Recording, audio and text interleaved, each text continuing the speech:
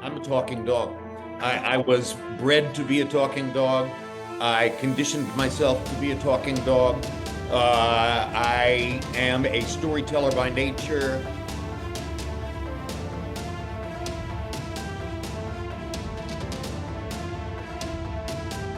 Hey guys, thanks for joining us on Switch Hitting with Fitzbits. Today's episode is a big one. We're going to be speaking with Jim Lampley, HBO legend and boxing Hall of Famer, who'll be returning to ringside on May 2nd for the first time in 6 years. Enjoy. All the stuff you have going on. I mean, I guess first of all, the book. What was the genesis of that? Did somebody tap you on the shoulder and say, "Hey, you've been doing this for a while. You probably have some good stories to tell," or was that more on your end? Like, how did that start? So I have always known, at least from the moment that I won an unusual national talent hunt to become the first person to stand on the sideline with a camera and a microphone at ABC Sports. I've always known that my life was unusual. Even before that, there were elements of my personal narrative that I thought were the doorstep or the threshold toward an interesting life story.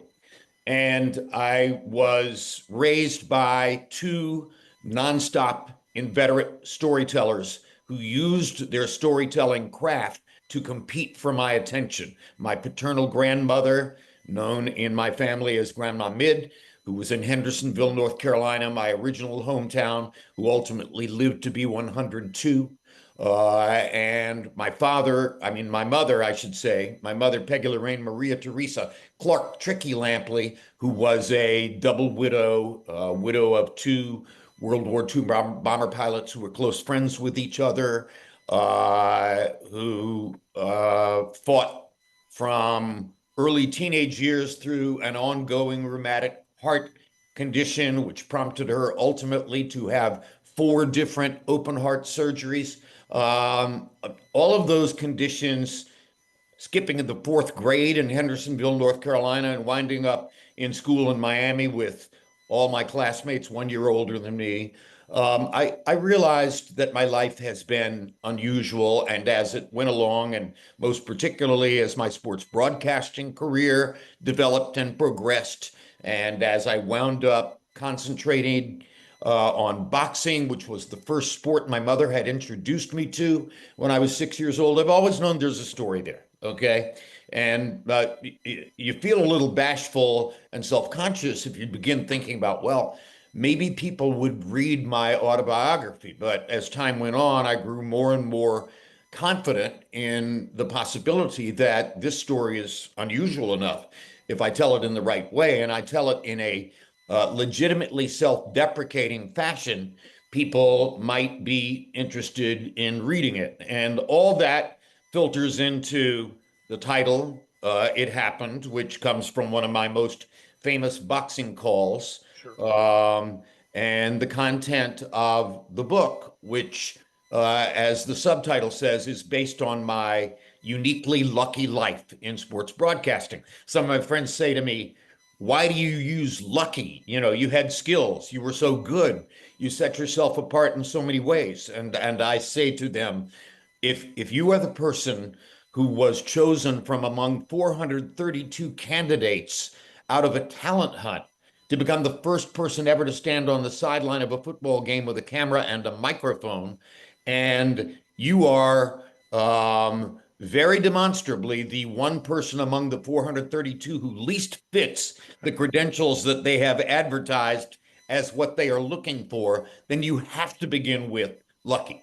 I was wildly and irrationally lucky through much of the development of my television broadcasting career. I was blessed with a lot of amazing circumstances. My sports television career began at ABC Sports, which was unquestionably at that moment the number one sports broadcasting way station in the universe. And I wound up working at HBO, which was unquestionably the most prestigious and artistically elevated television network at the time at which I was working for them. So lucky belongs in the subtitle. Lucky is a an accurate description for much of what has happened to me. And I wrote the book with an inner and underlying sense of awe and marvel at all the things that fit into my story and which I can logically and accurately tell.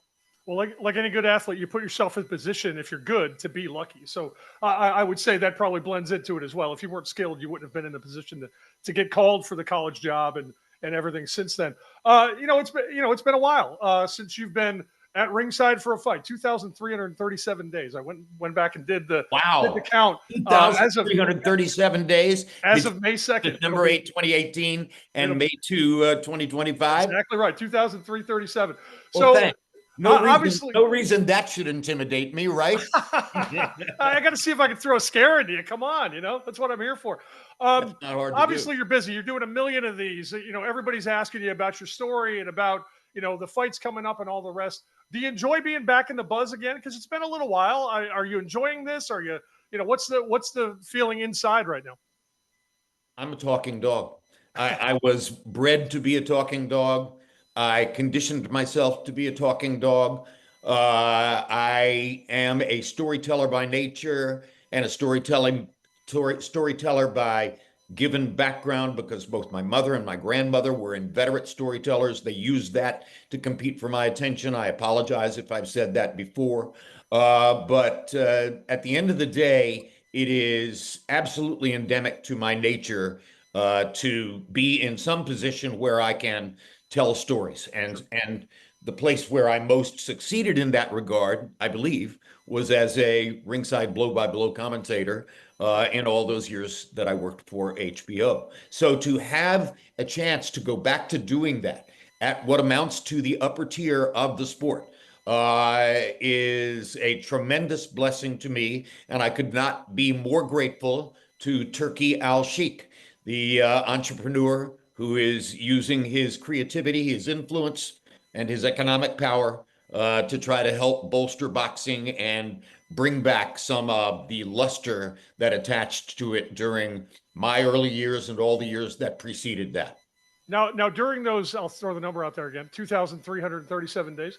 Uh, were there times, I have to imagine, that you didn't think you'd get back? I mean, how much was it Jim Lampley's call, and how much was it circumstances call that you haven't called a fight in 6+ years? Well, here we go back to my unusually lucky life in sports broadcasting.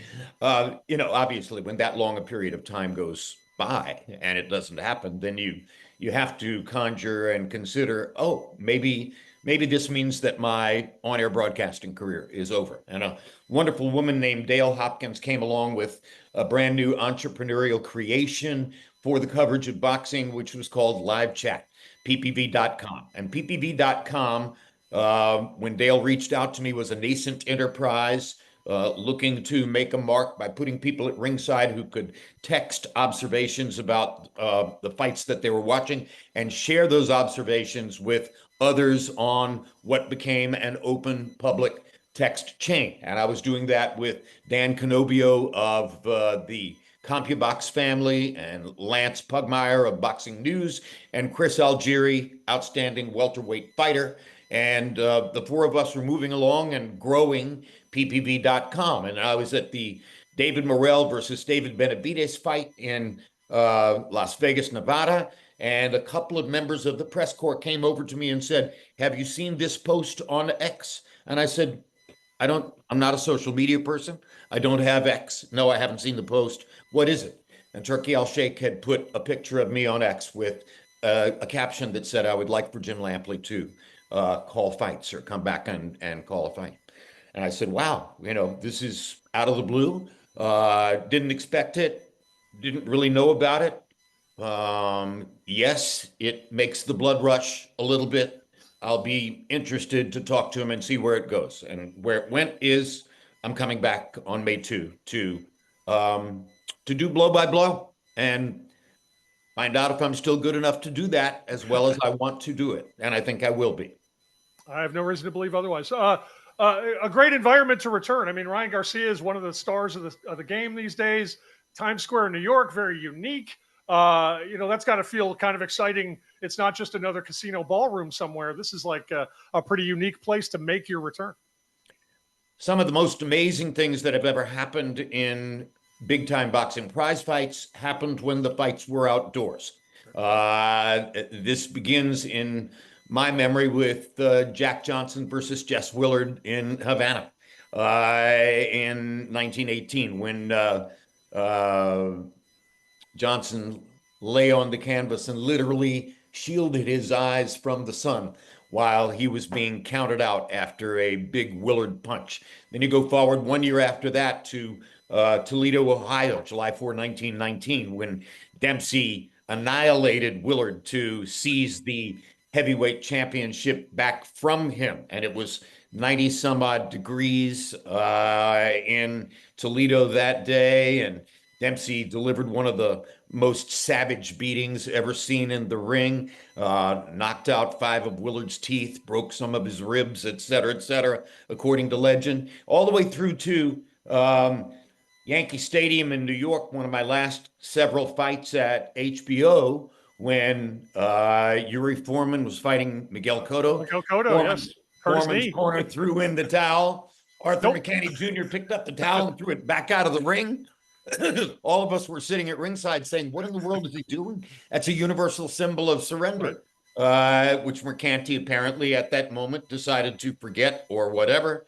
But at any rate, it all makes the point that bizarre things have happened when fights are outdoors.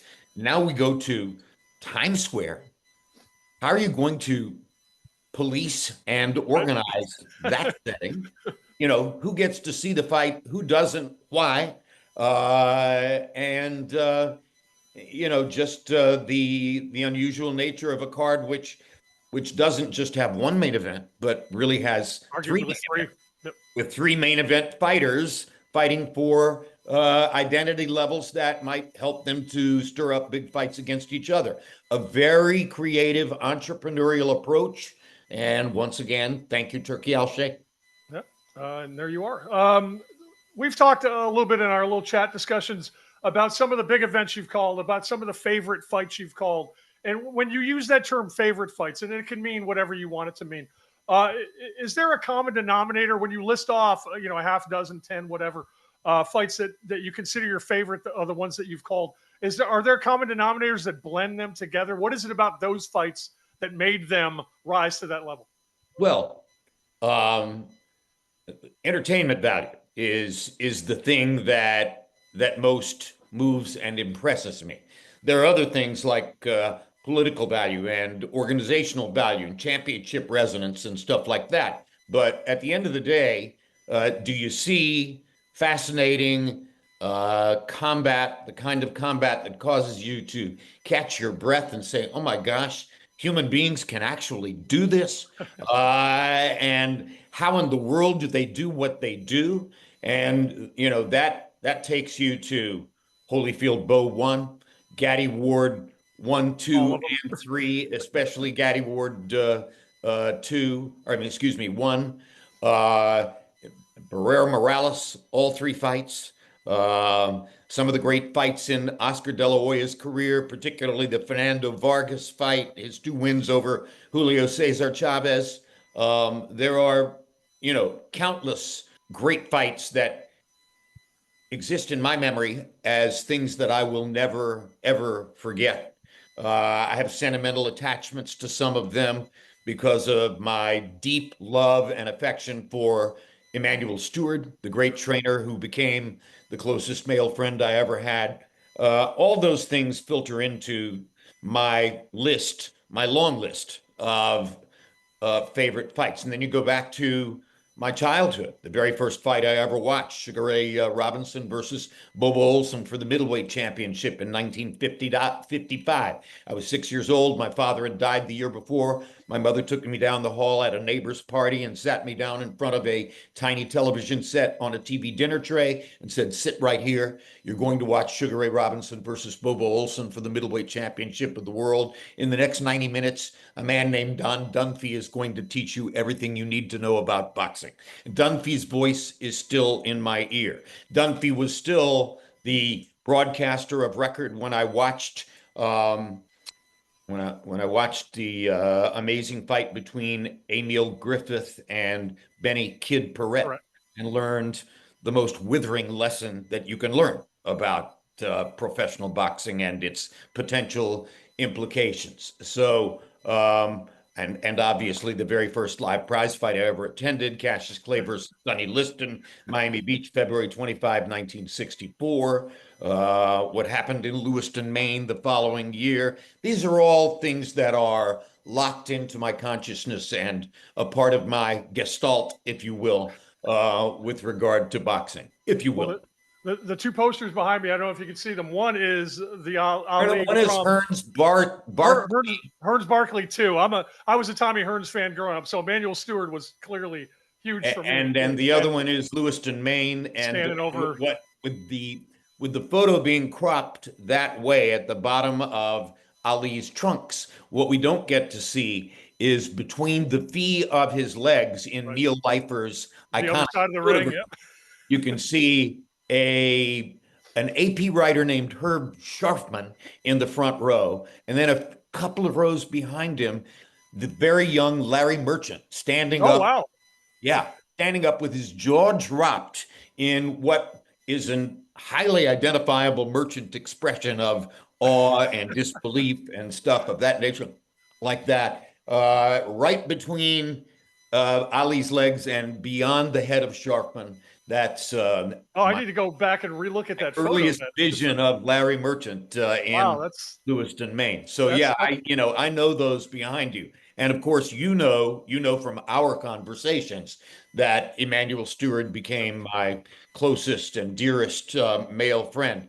And to this day, I can walk through a shopping center or a hotel parking lot or whatever, and some stranger will come up and ask me a question about Hearns Leonard 1 or Hearns Leonard 2, or some of the other great fights in Tommy's career. yeah, that was the Hearns Leonard one was the one who got me hooked. I think I was 12. Oh, and of course, Hagler Hearns is a lot of people's Sure. all-time favorite fight. Yeah, I've always felt bad for Tommy because people remember him for the ones he lost. Like he won a lot, but people remember the Hearns or the Hagler fight.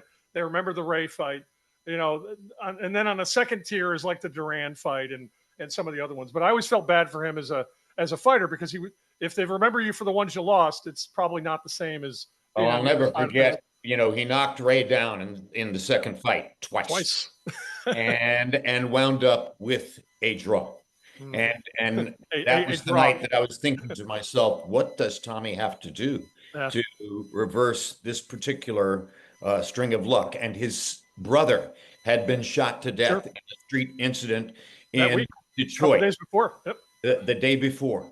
And Tommy came to the news conference, and I expected him to go off and establish his anger at the result, and that wasn't him. He couldn't bring himself to complain. He was too grateful for the career he'd had, the money he'd made, the exposure he had gotten, the blessings that boxing had given him. Tommy was just too sweet and too nice a person, even to complain about the verdict in Hearns Leonard 2, which I thought was highway robbery. Agreed. And I remember reading a story about him afterwards that he was satisfied knowing that he beat him, whether or not the judges agreed. And I remember seeing the headline on the piece was "Fit to be tied, but satisfied." And what a guy! That always what a guy! Okay, I'll say it till the day I die. Tommy Hearns is one of the sweetest people I ever met. Yep. Yeah, it was a huge thrill when I got to see him fight, and I got to interview him a couple of times. Biggest thrill of my career. So as far as these great fights, again, there are some you kind of have an idea, like Gotti Ward, people who were around the business, they knew that was going to be a great fight. Maybe not to the level that it was, but it was such a good style matchup that it was going to be a good fight. Have there been any other ones that you recall off the top of your head that you may not have thought much of going in that turned out to be, ones that you can't get out of your head? I thought that Bo Holyfield one would be a good fight, but I was skeptical about Evander's size disadvantage, length disadvantage. Bo was much younger and fresher and closer to the peak of his career. I could never have envisioned that Evander would go in and battle Riddick Bowe inside of Bowe's arms in a chin-to-chin kind of fight the way he did. And I marvel at it every time I see it to this day. So that one was certainly an unexpected delight. And of course, Foreman beating Moore. Right. Who would have picked George Foreman to beat Michael Moore at age 45? It seemed like a blessing to Moore that he was getting to fight, an over the hill guy Sure. for a giant paycheck. And Foreman told me 2 or 3 times in advance of the fight, you watch, he'll come and stand in front of me in the late rounds and let me knock him out. I was totally skeptical. I understand the wish, but what is he talking about? Sure, sure. And if you go back and look at it on YouTube, it's astonishing. He will come and stand in front of me and let me knock him out.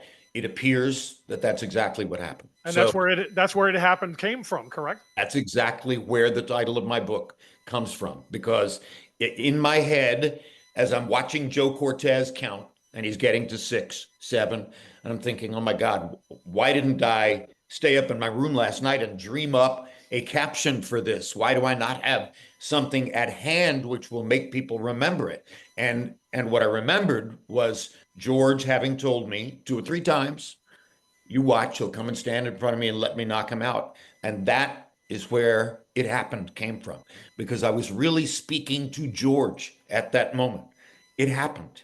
It happened just the way he told me it would happen. Now, I've talked to you in the past or chatted with you in the past about this. As far as lines like that, or lines, any line you come up with, you don't go in and say, okay, I've got this written down. So if this happens, I've got this. And if this happens, I've got that. The best ones are organic like that, correct? 100%. I would never have, I mean, it wasn't in my DNA to try to pre-prepare a response to whatever I didn't know that I was going to see. The beauty of sports is the unexpected.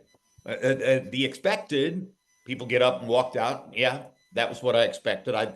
I thought that this team would win 50-0, and they did.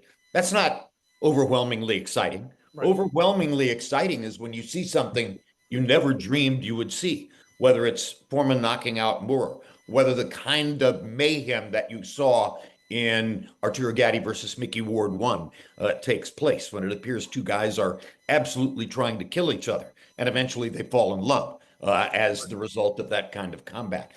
Those are the things that stick with you, and so I think it's always been true in every sport. The unexpected absolutely overshadows the expected. And Mike Tyson has been knocked out is the same kind of idea from there. Like, very matter of fact, after what you've seen for 9+ rounds, even though it's stunning, Well, that is what that was based on 30 minutes of something unfolding in front of you.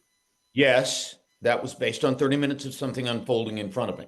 But obviously, the least likely outcome going into the fight was that Douglas was going to dominate Tyson throughout and then eventually easily knock him out in the 10th round. And again, as the referee's counting 5, 6, 7, and I'm thinking, what do I say about this? I had been developing a friendship with the greatest actor of my generation, Jack Nicholson, on the West Coast. No more than a few weeks before, on a golf course, I had asked him, Jack, when you're getting ready to deliver the fulcrum line in the movie, when you're getting ready to say the most important thing, when you're getting ready to say, you can't handle the truth, what is it that you keep in your mind as a mantra? What do you do to govern yourself in a situation like that? And Jack said, Lamp, same thing I've been thinking ever since I first went to acting class. Don't overact. So Tyson's lying on the canvas in Tokyo. Referee's counting toward 10. And in the back of my mind, I hear a voice say, don't overact. And that is how we got Mike Tyson has been knocked out in as close to a completely prosaic tone of voice as I could possibly manage at that moment. And oh, by the way, we're still in an arena with 34,000 people who are barely making any noise. They're barely making any noise through all the rounds that preceded, and they're barely making any noise as Tyson lies there and the count is rising. So you can't shout and scream and go to some high volume decibel level without feeling completely out of place. Don't overact. Mike Now, Tyson has been knocked out. now when you hear other boxing announcers do exactly the opposite of that, they do overact.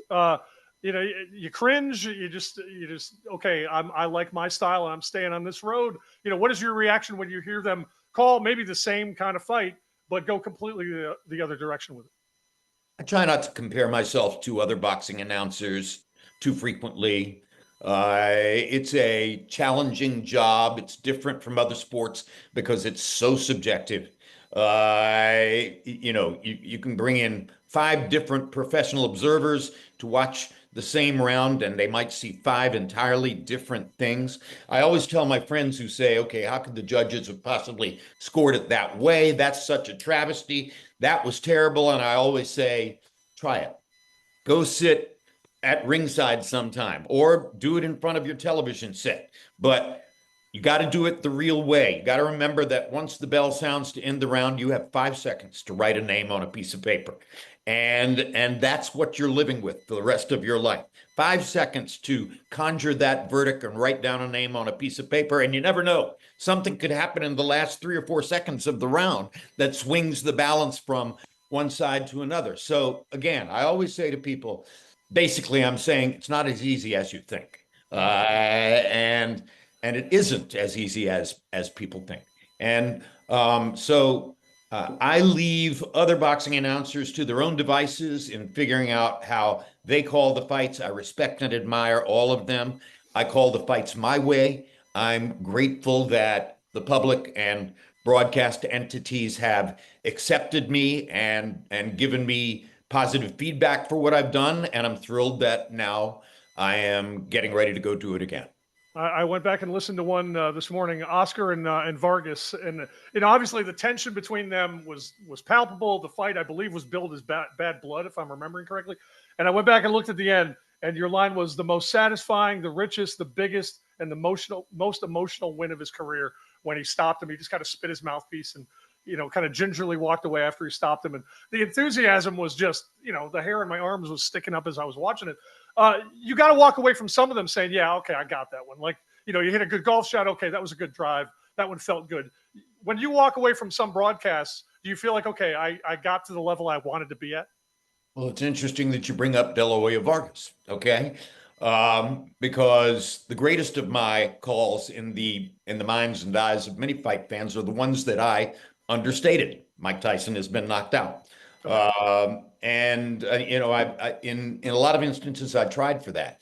I was so emotionally moved and conditioned by De La Hoya and Vargas and their feud, their relationship with each other, and particularly the young Fernando, whom I loved, by the way. Uh, Getting outside of himself a little bit and creating that whole kerfuffle about who's the real Mexican, et cetera, et cetera. And I was kind of put off by all that. So you're the latest in a long line of people who have said to me, that's a good call at the end of De La Hoya Vargas. When I listen to it, I talk too much. I wish that I had used fewer words rather than that little torrent of words to do what I did. I think it's a meaningful call. I think the content is right, but I don't really love the way that I did it.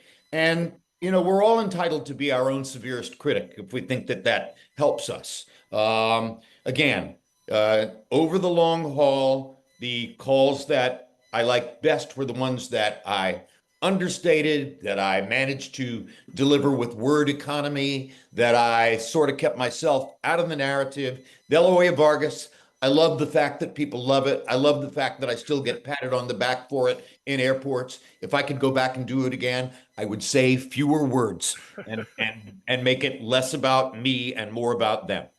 Well, going forward to a week from Friday, after 2,337 days, you know, after that one's over with, what is the future like? Is this, what sort of arrangement is there? Is it a one and we'll see how it goes, or are you going to be doing this for the foreseeable future, or what does it look like going forward? Ask Turkey, I'll shake. He's the one who holds the cards. Ask all the other people who are involved in TKO. For the moment, I have a deal to call fights on May 2. And yeah, I mean, logic would say, okay, it's a trial run. Let's see if this old horse still has it. But I don't know. I'm not really sure.